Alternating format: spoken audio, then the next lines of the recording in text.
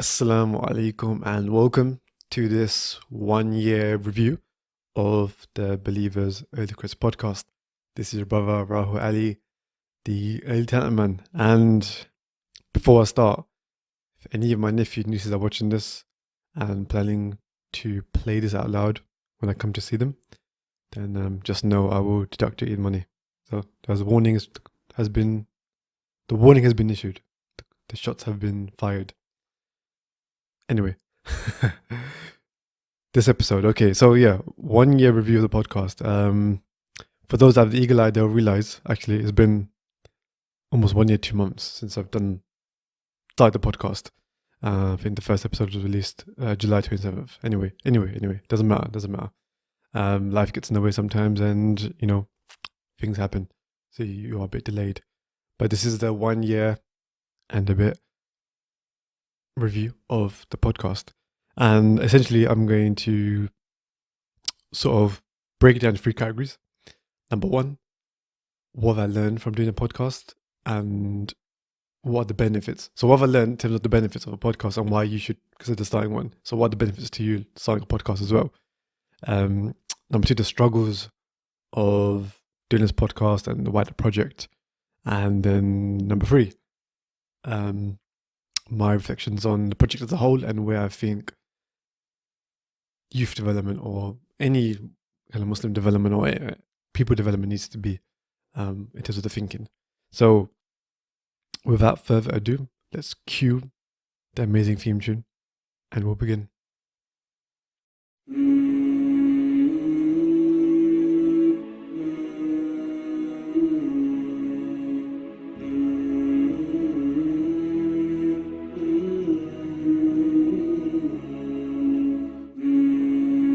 So let's begin. What have I learned from the podcast and how can you benefit from doing a podcast as well? So I'll explain the 10 things I've learned and all the 10 benefits I've got from doing a podcast. And then also you can use that to figure out what you might get from starting one. Because in this day and age, everyone criticizes everything, right? People might say, why are you starting a podcast? There's another one going out. But I think if you've got something to talk about or some value to give to the community, or even if you want to do it as your own personal development thing, then by all means, go for it and do it. There's a lot to gain from doing it. Just the experience of it, the skills you can get is very valuable. And the first one, benefit number 1, the biggest benefit I think, is the fact that you can talk to people, like meaningfully have an engaging, energizing, positive conversation. In this day and age where everyone talks over text, where people avoid phone calls, where social media, everything's bite-sized, everything's shorthand content, people are busy, people don't really respond. I mean, even on WhatsApp or even just deep it in life, when's the last time you had a real 1 hour conversation or half an hour, 1 hour conversation with someone that was deep, meaningful, and where you really connected? And at the end of that conversation, you felt, wow, this was deep. I feel energized. I feel socially energized. I don't think we get that no more. I don't think we do at all. So one of the things I like when I do the podcast and at the end of each episode, I'm like, wow, that was an amazing conversation. And having someone listen to you and listen to someone else, not arguing, like in a nice, friendly, good conversation about a meaningful topic, an interesting topic, I think has a lot of health benefits. Even socially, it boosts you up. I feel there's a lot of good chemical benefits from it as well. But yeah, I feel like it's a luxury to have someone just listen to you and have a meaningful, deep conversation, especially in this remote world that we've entered over the last year or so. So that's number 1. Yeah, that was a deep one. Very deep one. Hope it wasn't too deep for you. Number 2, knowledge of how podcasts work. So yeah, that's, I guess, the more technical stuff, right? Where do you host them? How do you record them? What platforms do you use? How do you edit audio? All those kind of little things. How do you edit video? And how do you schedule all that kind of stuff? How do I clean up my voice? Like the technical details of starting a podcast. How to use a mic? How to use a recorder? How to set up with a laptop? And also doing like a remote podcast, though, 1-to-1 or whatever method you do. Like stuff like that. You learn, and you learn through action. You learn through practice, which I think is probably one of the best ways to learn. So that's number 2. Number 3, a good mic and recorder really makes your voice sound crisp. I'm hoping my voice right now testifies to. I play the phone recorded version, the audio sounds very flat, whereas through here, it would hopefully sound very, very dynamic and very crisp and clear. And that makes people listen. And even if you're using a mic for your interviews or like your meetings with team members, it could create a good first impression because like you could be heard properly and like crisply. Sometimes you pay people and like the quality is rubbish and you don't want to listen. Whereas if you hear something amazing, clear, crisp, you like it. And I've learned that a good mic really has brought out the best of my voice. Because I think like everyone knows, I used to cringe a lot. I still do when I hear my voice in the video. That's number 2. Is that number 2 or 3? That's 3. Okay, number 4. Nothing beats connecting with people through a wholesome and engaging conversation. I kind of said in number 1. But again, re-emphasizing that. It's wholesome, it's positive, it brings good vibes. We need that, in this day and age. Everything's like, there's so much negativity out there. We need positivity. And podcasts, meaningful conversations bring positivity. It brings positive energy. I mean, if you're going through like if you're feeling upset, if you're feeling down, if you're anxious, stuff like that, conversation helps. Real conversations help. And it helps you to kind of hear what you're saying as well, what you're thinking. Like, can't be underestimated.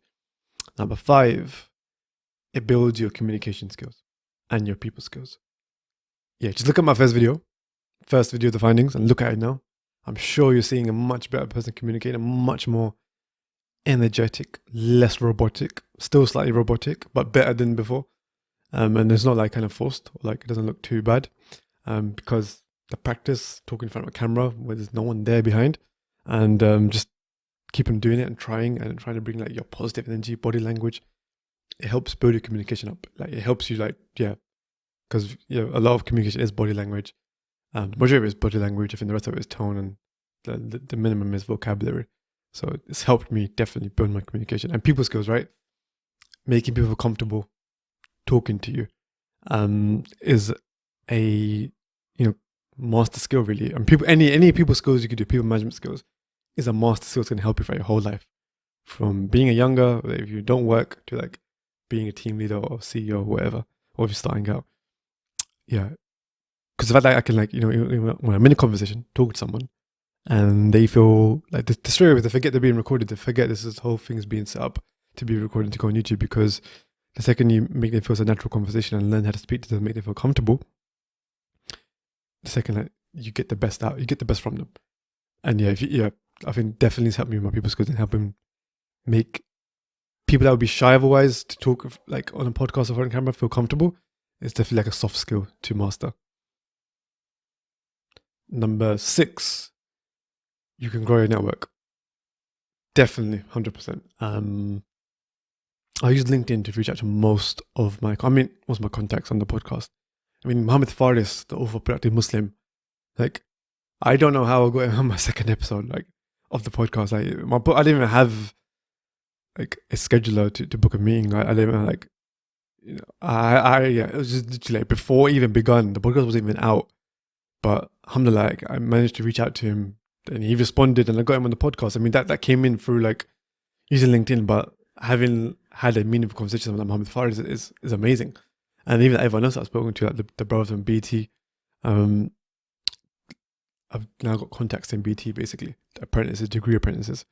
And everyone else, from Ashwak, Selena,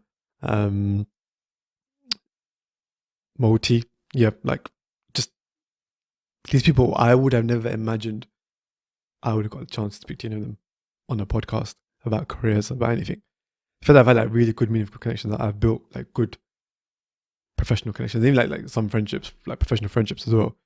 And we now help each other and give each other advice, stuff like that. So it really does help to grow your network, especially if it's an area of interest for you. Like you might be doing something on a particular science or a particular area, and you want to find subject matter experts or people that have been through certain experiences, and you reach out to them and have a good conversation, and have that connection. Then you've built a relationship basically, and it's a productive one as well. So a meaningful one, not just I want a favor, but you've had a real conversation. And I think definitely does help you to grow your network. And also the people I've got on recommended other people to come on as well. So just by talking to people, they've got other recommendations, other people to bring in. That's what Zishan, he brought in like the other three from BT because of him, just having that one conversation. So it really does help you to grow your network. Number 7, I'll make me count. It increases your confidence. And if you listen to my podcast, you'll know that confidence is a superpower. And if you've got it, your growth and development will accelerate. And you'll do things, you'll try things, you'll go for things. That's enough said. Increases your confidence. Number 8. My number's a bit messed up here, but okay. Okay, this isn't really a benefit, but actually it is a benefit anyway. You learn how to clean up audio and edit audio. That's a skill, right? I mean, it could be a bit of work, so that's a negative, but overall, you're learning a skill of how to edit, clean your audio, making stuff sound crisp, draining out the background noise as much as you can, getting rid of the breathing for noise gate on Audacity, using software like Audacity, right? And also like other like video software, editing software. You're just doing it in practice. You're gaining a skill, like a valuable skill. And if you do it really well, then who knows, it might open up other opportunities. Okay, so that was 8, right? Okay, number 9. It's easier to manage if it's an audio-only podcast. Okay, I don't know if this is a benefit as such, but it's something I learned. And it might be like something that you might want to start with audio-only rather than video-only, which is a bit more work when you got to kind of connect the dots and edit it all up. But yeah, audio-only, it's easier to manage and it's much easier to set up, really easy to set up. You just need a host, a platform like Podbean, Anchor, whatever, and record the audio. And that's it, you're up, you're ready to go live. Your podcast is up there, ready to go. And number 10, people like talking about themselves, but really appreciate being listened to. So yeah, and if they are feeling listened to, they'll open up more and you'll build trust. That's another life skill. I think if you can, I think podcast naturally you do it anyway, but if you realize that people do like talking about themselves, like I am right now doing this episode, and you listen to them, you give them the attention, you give them the focus. Because how many times, for example, have you maybe spoken to someone and their attention's on their phone, they're talking to someone else, or they're looking elsewhere? You don't feel that valued, right? I mean, you feel like this guy's not even listening. But when you listen to people, they really do enjoy talking about themselves and they open up more to you. You build trust, you build a connection. And that's a very valuable skill to have. So yeah, people like talking about themselves. And if you help facilitate that, you build meaningful connection, you build openness, trust, and this life skill, people skill to have. So definitely deep that one. So these are 10 things I've learned. And I actually started the podcast from scratch. I had no knowledge, like literally nothing. I listened to some podcasts like the IFG one, Freshly Grounded, Islamic Finance Guru, I should say. That was about it. That was like my knowledge of it was listening from my user end, not actually recording one or anything. So I started from scratch and I managed to do it. And not only that, like I managed to like learn how to, because I did a video one, use YouTube, use TikTok, use Instagram, edit snippets. Those skills are valuable to learn. They were fun to learn as well. You could experiment a lot. I made a lot of mistakes, but it was just good to do that stuff and try it and learn a new skill basically. Also, I've got a blog drafted up where I kind of give a lot more information in detail about how I have broken down the different elements of the podcast. For example, the mic I've used, how I chose it, why I chose it, the recorders I'm using, my kind of setup, the platforms I use, the softwares I use. I was drafting a blog on that. If people want to know the more intricate details, the technical details about how I started this video one-to-one podcast, then drop me a message either in the comments or like on any of the platforms that we're on or I'm on, Twitter or whatever, and let me know. Then I will be prompted to work on that blog. It's just sitting there somewhere. But yeah, people are interested, then definitely I will do that. But I hope this is giving you an insight as to why you start a podcast and the skills you can gain from it and what you can learn from it. So I hope you enjoyed that. But now I'm going to go into the struggles